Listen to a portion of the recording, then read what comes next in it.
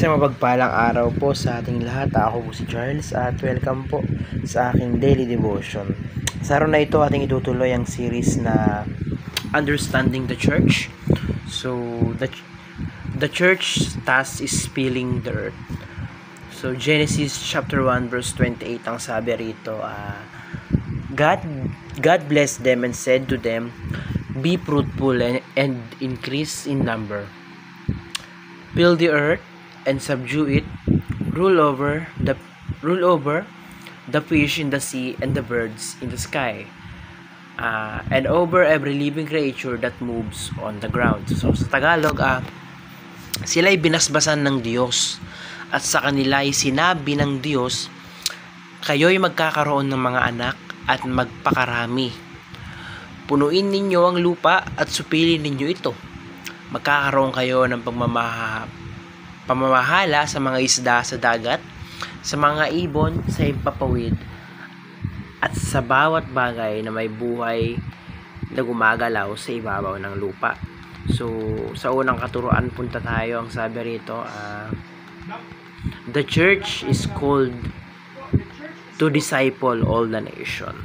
So, sinasabi rito na kaya may simbahan, kaya nagkaroon ng simbahan, ang pinakang trabaho nito or ang pinakang purpose nito is to disciple of all the nations. So darating ang panahon na lahat ng mga bansa, lahat ng mga tao dito ay magpupuri. Kumbaga, darating ang panahon na lalaganap ang church, lalaganap ang simbahan, and hanggang sa lahat ng mga tao dito sa mundo ay magpupuri sa Lord, kay Kristo. So the church is called to disciple all the nation. Kaya nabuo ang church para pasunodin ang lahat ng mga bansa.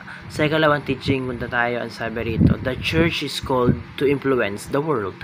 So, to influensyahan. So, sinasabi rito na tinayo ang church or nagkaroon ng simbahan para magkaroon ng impluensya or ma-impluensyahan yung buong mundo. Sinasabi rito na ang purpose ng church ay maituro yung doktrina or maipalaganap or makapagpa-impluwensya, yun literally, sa lahat ng mga ibang bansa, sa lahat ng mga bansa, yung turo, yung kung ano-ano, yun. Sa ikatlong teaching ang sabi rito, the church is called to spread the reign of God.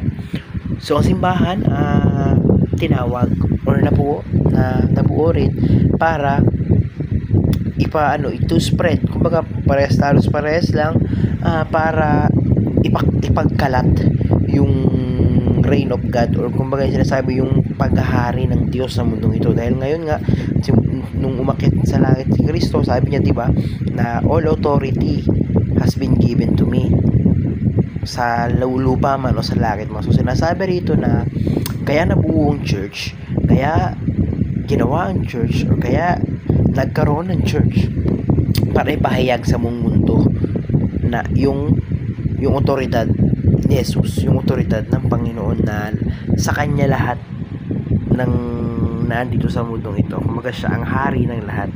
Siya yung namumuno, siya yung nagre-reign dito sa mundong ito. So sa application po na tayo, paano nga ba natin ito may apply sa ating mga buhay? Sabi nito, disciple your family and friends network. So syempre sinasabi nito, magsimula sa iyo mismo, magsimula sa iyo at sa mga taong nakapaligid sa iyo. So sinasabi nito na ikaw mismo, yung mga kasama mo sa bahay, yung anak mo, kapatid mo, kumbaga yun nga, sinasabi nga rito, in order na ma-disciple lahat ng mga bansa or lahat ng tao dito sa mundo, magsimula muna sa iyo, magsimula muna sa bahay nyo. So sa ikalawang application ng sabi rito, influence others for the glory of God. So yung pagka-glory ng Panginoon, yung pagka-holy ng Panginoon, sinasabi rito na tayo mismo maging example tayo, or na ipahayag or maging example tayo sa kanila na nakikita sa atin yung pagka-glory ng Panginoon. Sa ikatlong application na sabi nito, pray for the advancement of God's kingdom. So ipanalangin natin na magdasal tayo na unti-unti ay makamit na ng Panginoon yung kagustuhan niya, or mangyari na sa lalong madaling panahon yung kagustuhan ng Panginoon na ma-disciple lahat ng mundo, na lahat ng tao sa mundo ay maging tagasunod niya. So yun lamang, napakarami kong natutunan sa araw na ito. Maraming salamat. Glory to God.